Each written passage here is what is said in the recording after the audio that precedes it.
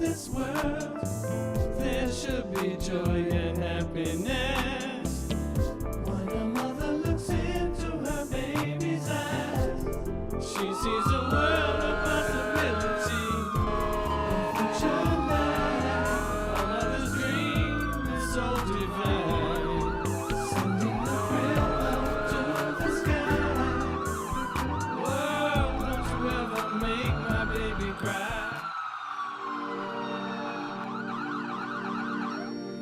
New beginnings. I mean, I guess this is a way of healing, a healing process today. I'm not going to sit here and say that after 7 years, I was able to move on or get better.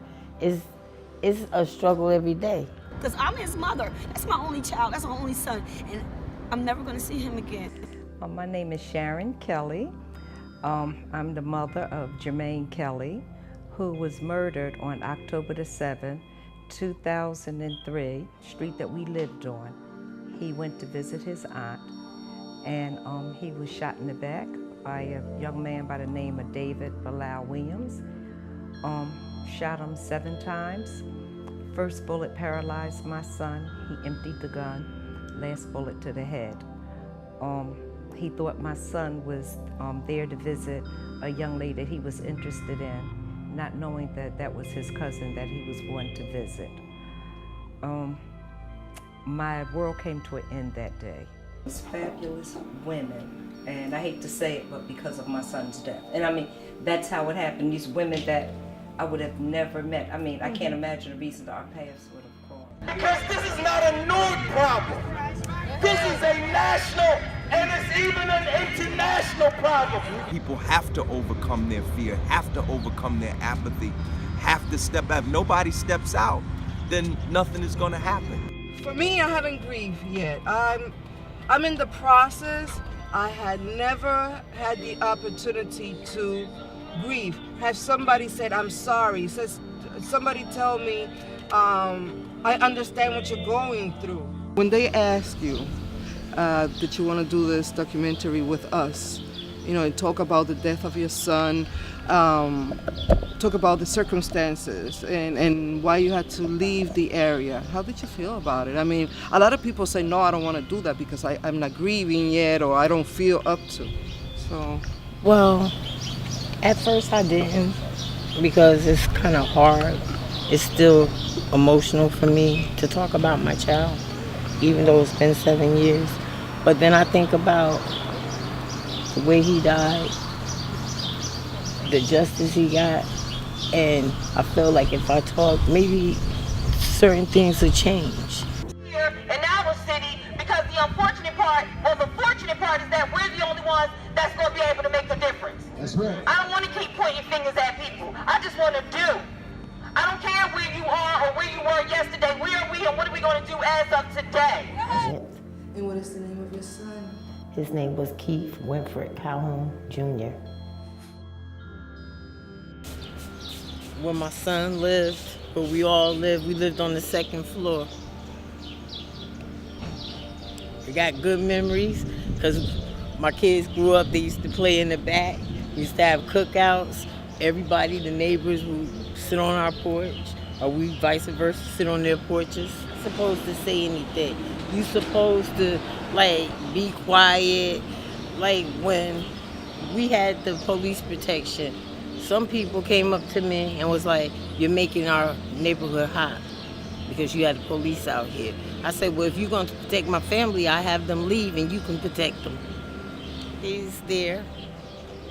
The kids were together because Keith wasn't here but for 2 years.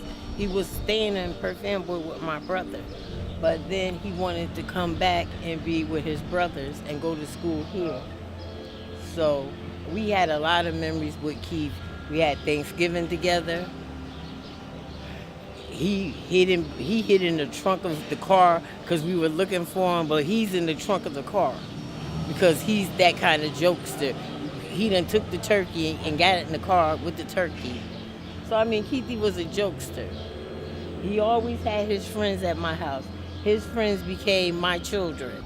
Keith was outside on August 17th. Everybody in the neighborhood were having a water fight. It was a hot night, so all the kids in the neighborhood, even though it was late, were out there playing. And a lady walked past by the name of Angie. The kids were, throwing the water balloons, and one accidentally hit her. She told the kids that she was going to make sure that they paid for it, and she was going to get somebody to come back. She called her nephew. He came all the way from Chatwood Avenue with a gun in his backpack. He rolled up, shook my son's hand. I can't remember. He shook his hand, and my son turned to leave, and he shot him in his back. I have a mission, and my mission is hopefully to keep other mothers, by telling my story, talking to the young men and young women, to tell my story. The other mothers tell their stories, that their mothers don't have to sit where we sit in that church or that mosque. Mothers in Charge was founded by Dorothy Johnson Spike. Her son was killed over a parking spot in Philadelphia. Same young man that killed her son killed the co-founder's son. These two women did not know each other. They met because of a segment they had on the news called Crime Stoppers, and Ruth Donnelly was looking for a witness for her son's murder. Come to find out that the same man that killed Dorothy's son killed Ruth's son 5 months previous. Mothers in Charge Philadelphia, they do a program, Thinking for a Change, in the Philadelphia prison system. We hire, Philadelphia chapter, hire ex-offenders to keep them, help them be employed to keep them from going back in prison. So we are around and we're trying to make a difference. Black Lives Matter. When a baby comes into this world, there should be joy and happiness.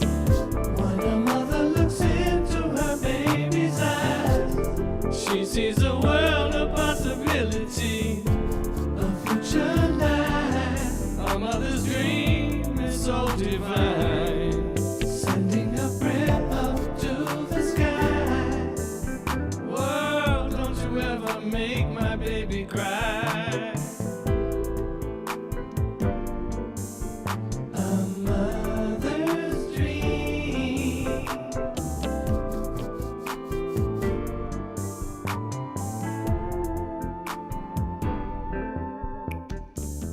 When a baby comes into this world, there should be joy and happiness.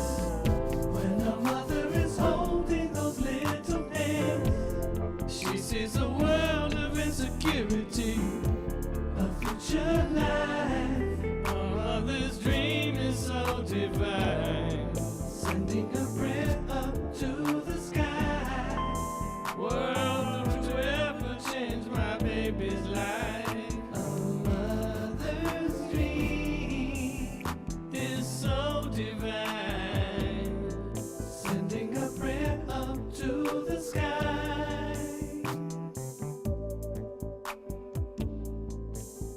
A mother's dream.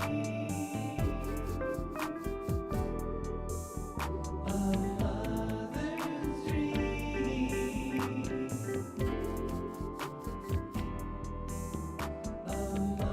She knows she cannot protect her baby from the evil in this world. Yet she dreams.